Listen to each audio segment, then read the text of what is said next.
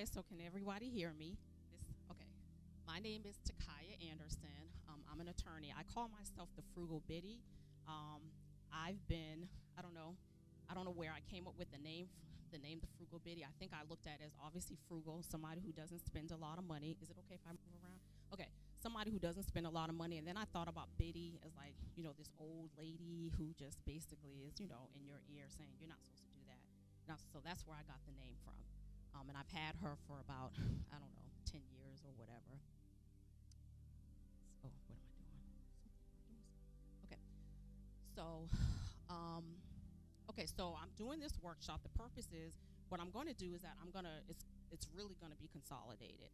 So we're going to talk about the process of budgeting, evaluating necessary and unnecessary expenses, and developing a system to save money. So budgeting, debt reduction, and saving money. And it's going to be a real quick. So what is a budget? So a budget is basically your own personal spending plan. So your budget or your spending plan is not going to be the same as mine. And what you're looking at is that the budget is to keep you accountable of what your spending habits are, what's going out, what's coming in. So again, your budget is your personal spending plan. In order to create a budget, the first thing you need to do is that you're going to have to assess all of your income. And so I know we're so used to having, a general salary, but anything that comes in, whether or not, and I'll list it, but when I was, me as an employee, I get a salary from my employer.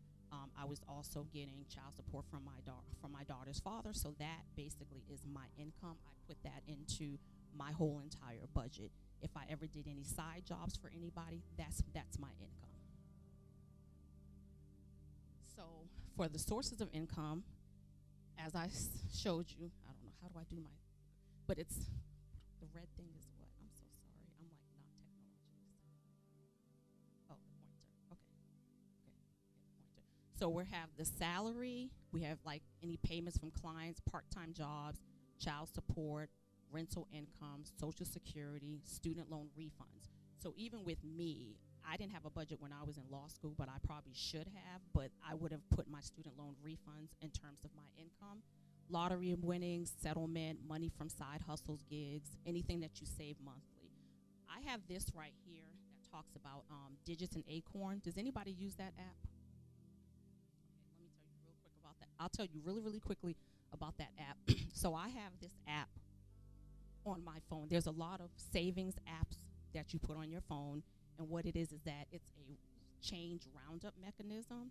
So what it is that you sign up for, I have Acorns, and it's like an investment app. When you sign up for it and you link it to your debit account, or you can link it to your credit card, every time when you make a purchase, so let's say you spend $7.50 on something, you pay the $7.50, but Acorns will basically have it as you paid $8 for it. They'll take the 50 cents and they'll deposit it into another account. So it acts as like a savings account. So every time you spend money on your debit or your checking account, you're getting money deposited into this Acorns account. My twin sister did it, and she was able to save like $3,000. And when my niece graduated from college this year, she gave her $2,018. Like right now, I'm using my money in my Acorns app. I have like $750 right now. So I'm using that because I want to go to Dubai in 2020. So I'm using that money as like, that's what I'm going to do. Yes. So I did. So next thing is like, we talked about your incomes, and then you're going to evaluate all your expenses. Like the basic expenses is housing, utilities, groceries, transportation, basic clothing.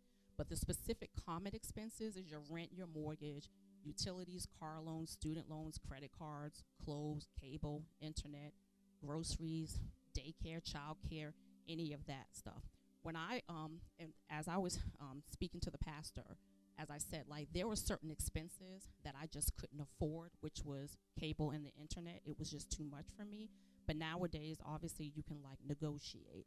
So when I'm looking at a budget, and even when I'm doing my budget, I'm always looking at my categories and seeing if there's some way that I can cut back.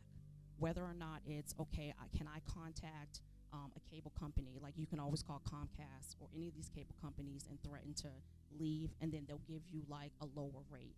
You can always look for, oh yeah, I do it all the time. And then you can always do with your cell phone bills, where you say, okay, I need to cut out this, and you can get a different package. So there are just basically there are certain expenses that are negotiable. You just have to know how to call them, and it's not even any. You just basically say, I'm leaving and I'm going somewhere else, unless you give me a better price, and they generally will. So let's see. So this is like a sample budget worksheet, and when I did, and like back in the 90s, in the early 2000s, there was no kind of like the way that it is today, where everything is online and it's all like savvy. Like I literally just did an Excel spreadsheet, and I put my stuff together, and I knew how to, I had my job had sent me to an Excel class, so I was able to figure out how to do the formulas. They taught me how to do formulas. So I basically did my budget on an Excel spreadsheet, and I kept that on my computer, and then I also printed it up and I kept it on my refrigerator. So for this, as you all can see, there's like, I did this like just this sample little whatever. So I have a net income, which is your net income is whatever's deposited into your checking account after taxes. And I have, this hypothetical person who gets $350 in child support. They also do a part-time gig of $300, so their monthly, what's coming in is $34.50. Then they have all these other expenses: rent for $1,050, utilities, groceries for $450, car loans, anything over here.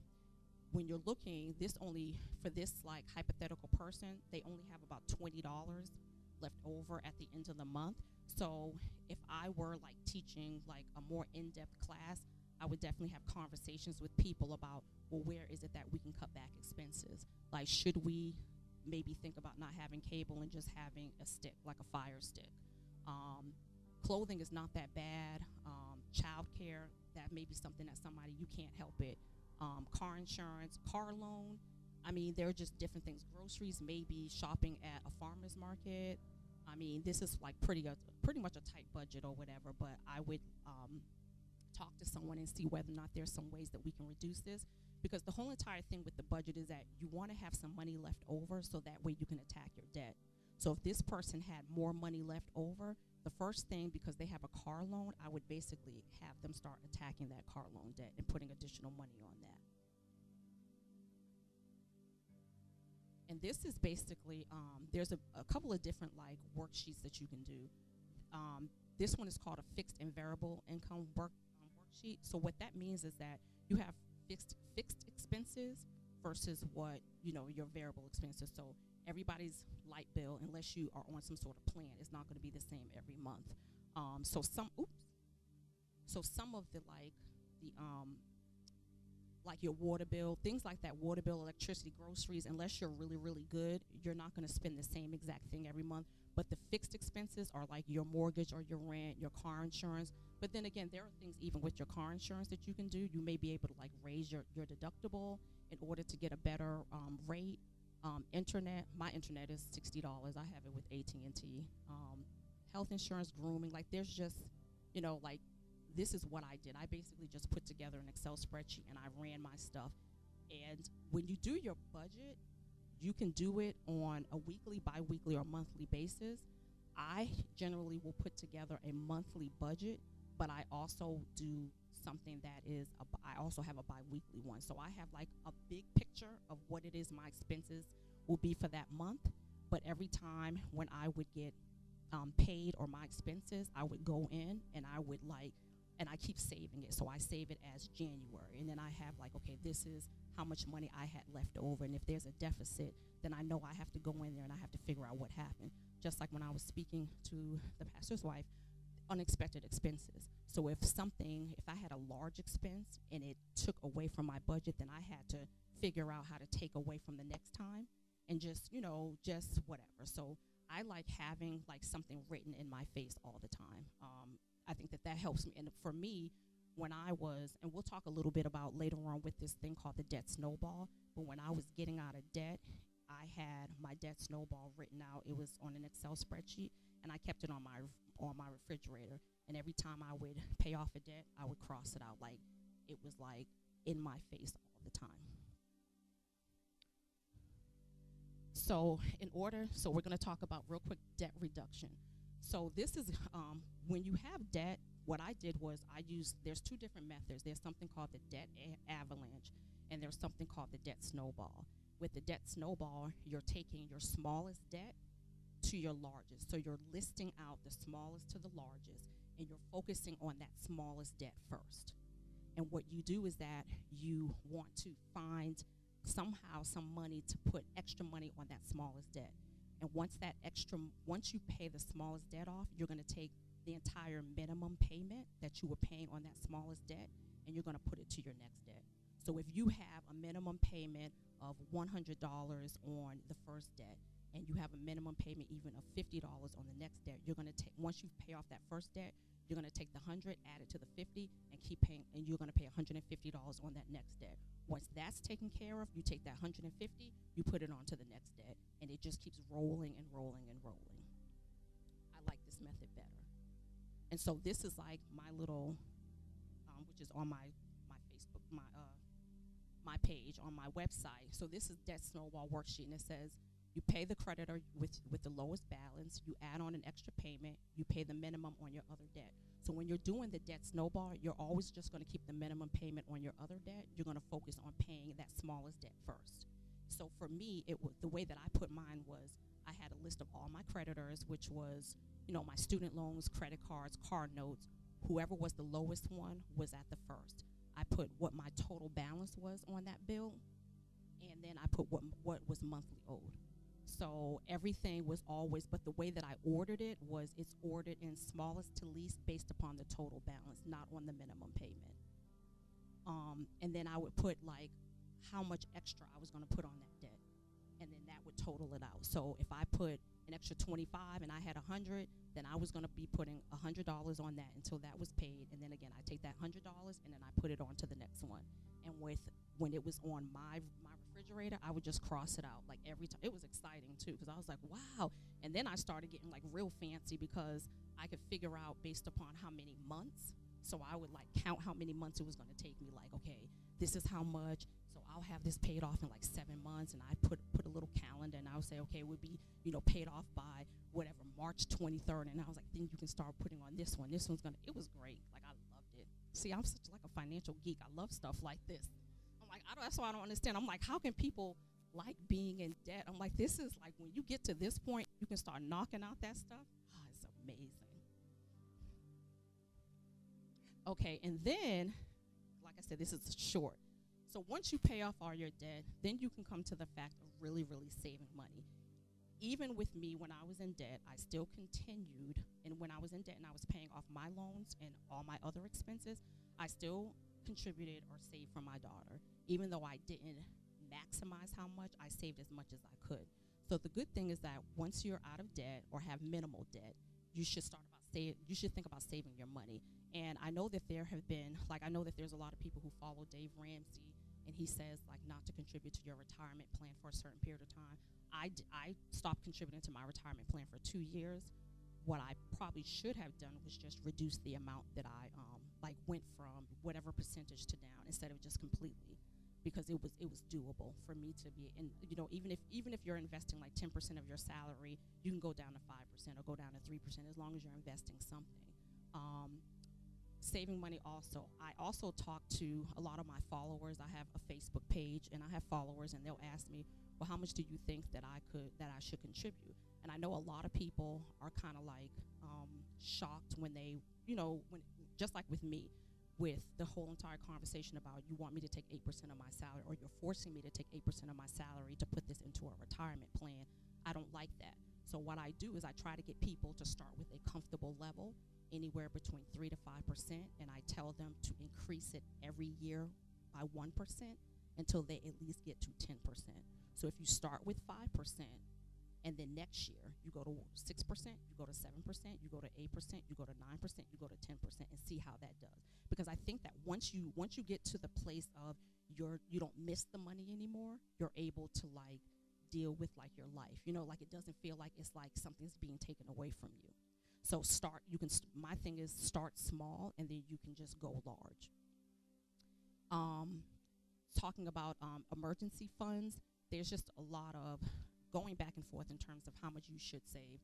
Before, it used to be 3 to 6 months, and then Susie Orman said she feels like it's like 6 to 9 months because people are generally out of work longer than the 3 to 6 months.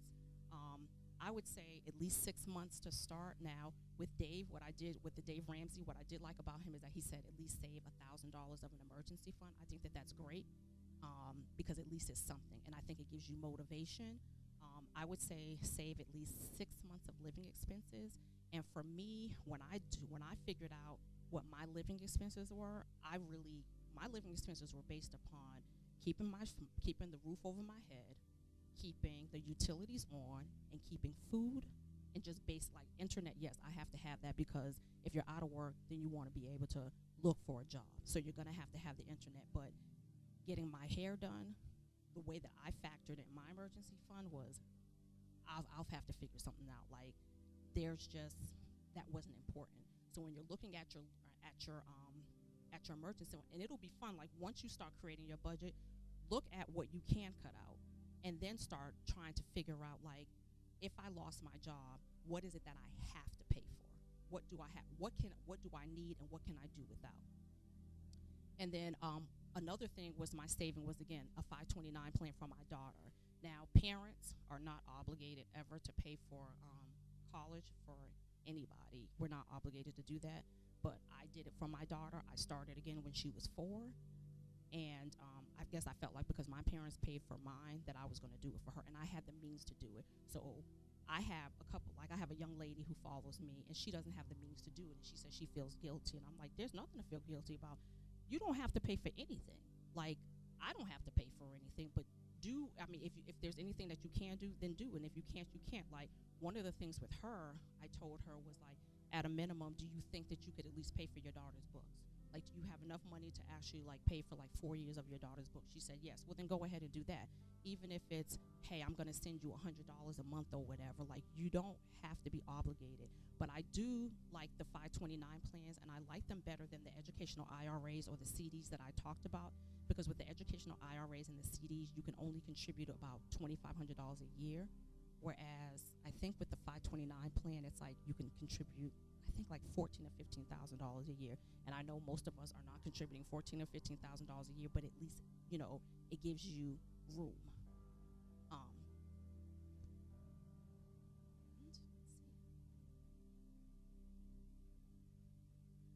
Okay, so that was my brief about the savings. This is me. You can follow me on social media, the Frugal Biddy. I'm on Facebook, I'm on Twitter, I'm on Pinterest, and I'm on Instagram. Does anybody have any questions? Because you can ask me any questions that you want about anything. Yes. Oh.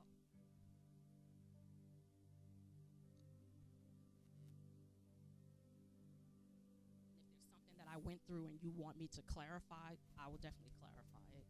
But that was like a real short. Yes. When you were talking about when we do the retirement plan with our employer, and when they match up to 8%, Yes. it's still a lot for me. And I figure if it, I look at it like, well, it's free money. So Yes. I took it to the max because I did start out like 2%, Yeah.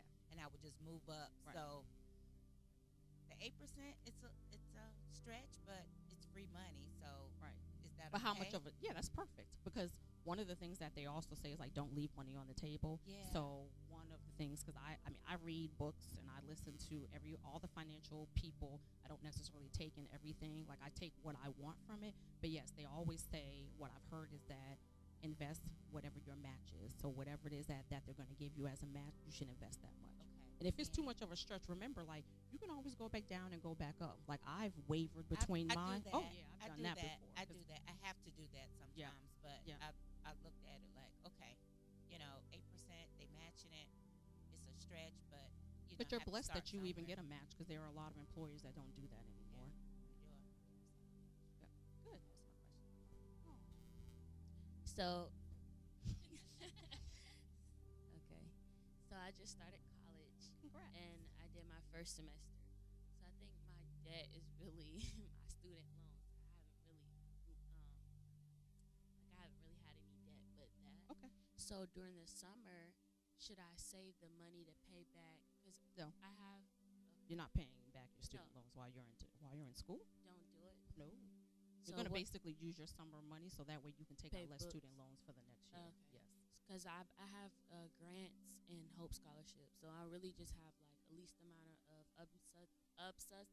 Unsubsidized.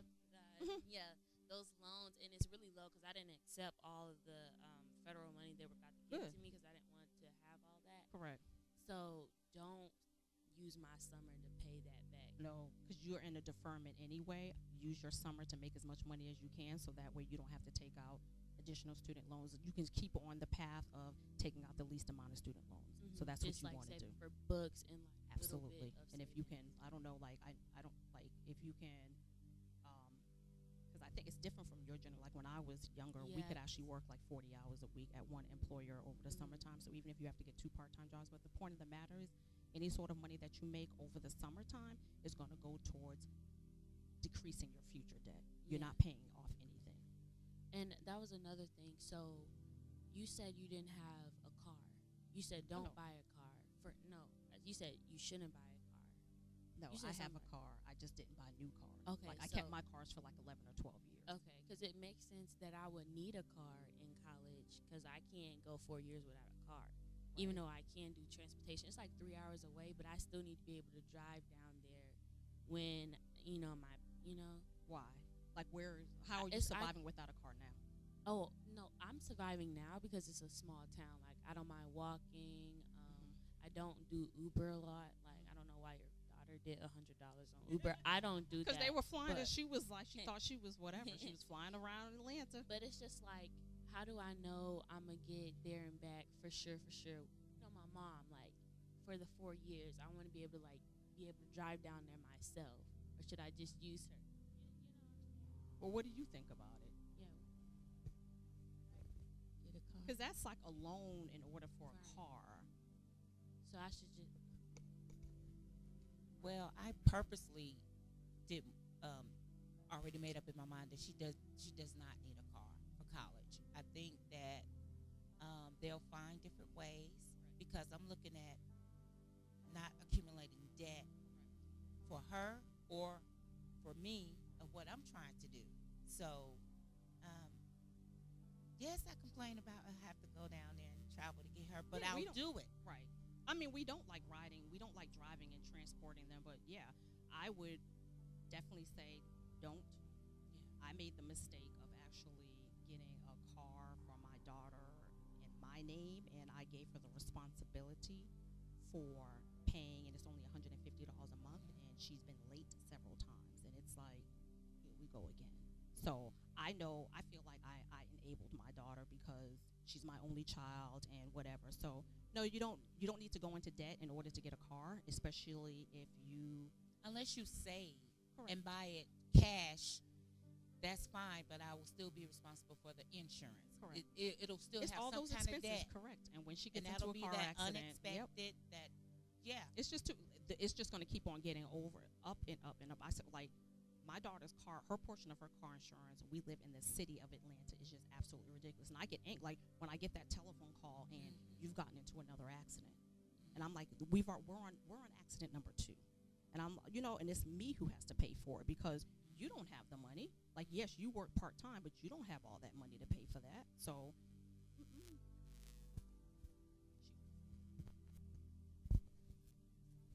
All right. So I have a question as it relates to the houses. yes. My first question is, how long did you have the house before you decided you wanted to take out against the equity? It on was the a year. I bought the house in probably 2000, and I think the housing market started going like crazy in 2001 because I looked it up too because I was like, let me see what happened. This was like before, but it was like 2001, and then I eventually sold it, and then I kept buying it. Yeah. Okay. And so my other question is, in terms of like a house versus an apartment, like what would you recommend in terms of, well, this is my thought process on the apartments. I feel like sometimes the rent can continue to increase versus a house, and I'm at that point where I just really want to just go ahead and transition to a house, and like you said, get roommates, especially if it's like college students or maybe people who are in need of housing that can't necessarily get an apartment. Yeah, I definitely want to be in the position to help people like that. But I'm in that place where I want to transition into a house, but at the same time, I'm also tackling other debts. And so I guess my question is, would you recommend that? Because I know that next year, the apartment rent is going to increase again. So I know that inevitably is going to happen. So I wanted to know what you recommend in terms of like first tackling the debt first, then going to the house. What would you recommend? No, okay, so I completely agree and I completely understand because I was living in an apartment, and when I got the apartment, it was only 1,300.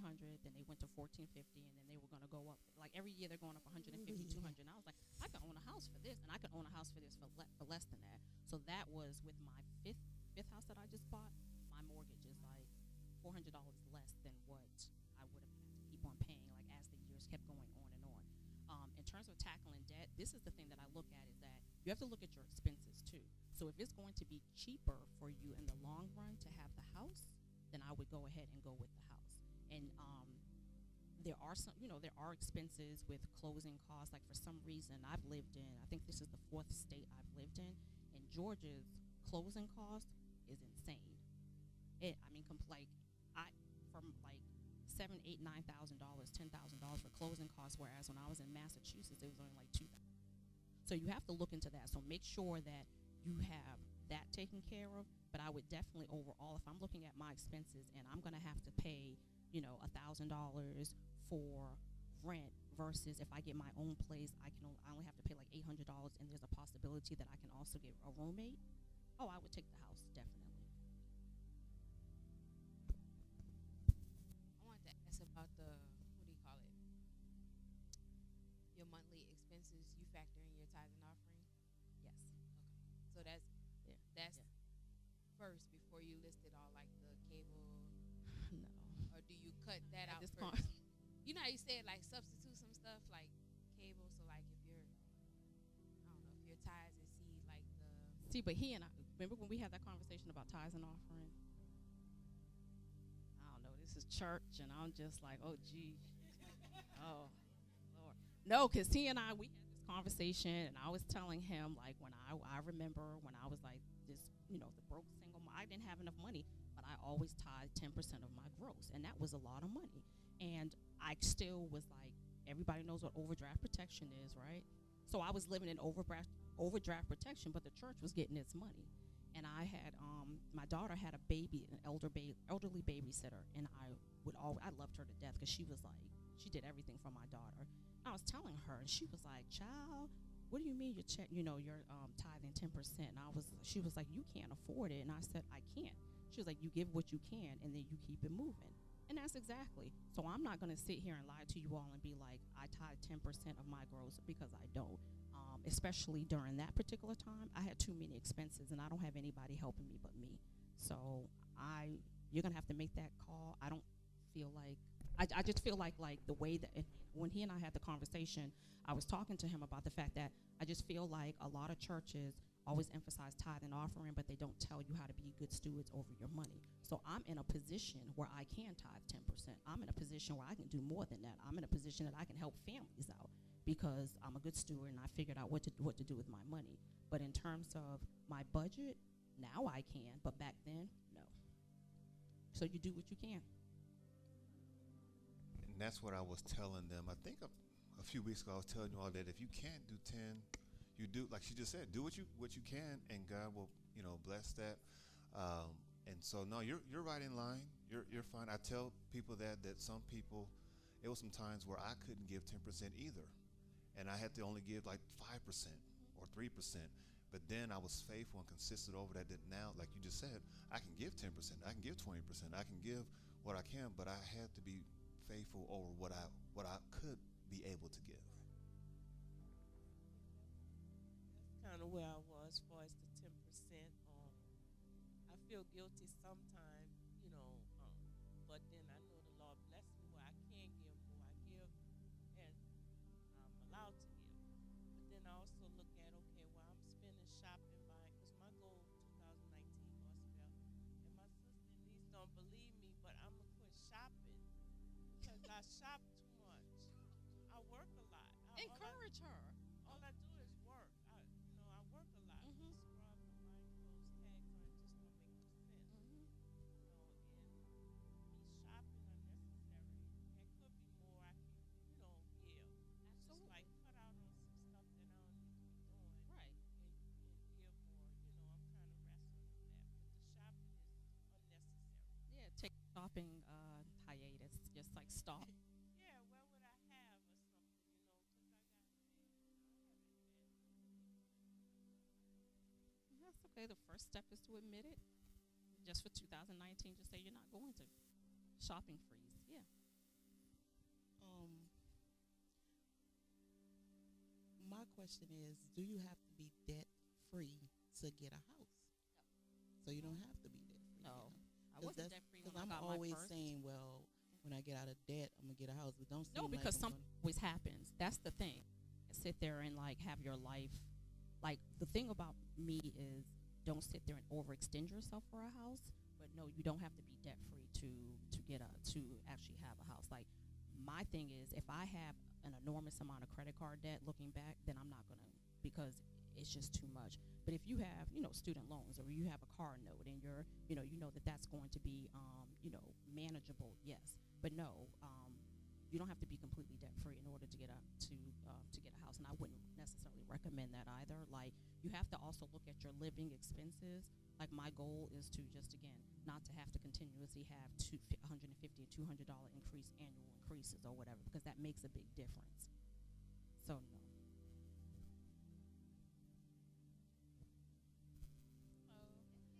Hi, I have a whole life insurance policy, and I'm able to pull like the money that's accrued on there off. Do you recommend leaving the money there, pulling it off, putting it in an emergency? Is there a penalty for taking it off? No, I just have to pay myself back, pretty much. Pay it back. But why? But then it's like you're taking a loan from yourself, right?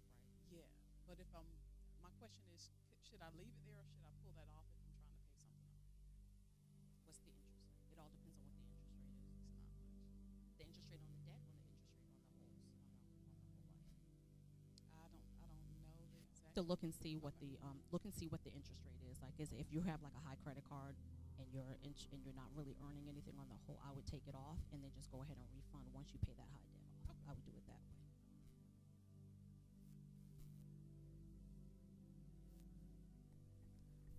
Y'all get anything out of this? Wasn't this educational? Do you have anything else, ma'am?